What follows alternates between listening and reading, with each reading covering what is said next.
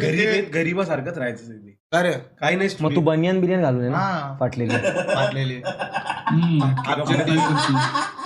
कपडे फाटत नाही माझी सिद्धी कधी. आपण घरी बी माझ्या अंडरवेअर पण फाटलेली नाही दाखवू शकत. माझी underwear फाटली नाही. तुझी फाटते अंडरवेअर. तू एवढा रद्दडू भाऊ. माझ्या कुलेच्या इथे फाटते रे इथे. काय माहिती का मी तू खाजवताना तुझी नखं लागतात का? नाही मी पाहतो ना त्या पादानी तो फडका जळत असेल असं मला वाटतं कधी कधी. गाईस तुमची अंडरवेअर फाटते का कुलेच्या इकडे? माझी म्हणजे आपण पाहतो ना तिकडे फाटते अंडरवेअर. मला असं वाटतंय की आपलं पादनं जर एकदम पॉवरफुल असेल ना तर मग ते कापड जळतं. हा ते कापड जळत असेल कारण ते आतच राहतं ना दूर असा विषय. शिवान उगाच खोटं बोल नकोस. प्रूफ म्हणून फाटलेली चड्डी दाखव स्ट्रीमवर तरच लोक मानतील. आपण खोटं बोलतोय कॉमेडीसाठी. हा पण असं शॉपिंग गेलं का अंडरवेअर. अरे आम्ही कुठं बाहेर जरी गेलो तरी आमच्या माझी अंडरवेअर अंडरवेअर तिकडेच फाटते. माझी अंडरवेअर मोस्टली ना भावना कुल्याच्या इकडे आणि मेन पाहतो त्या जागेच्या तिकडे फाटते.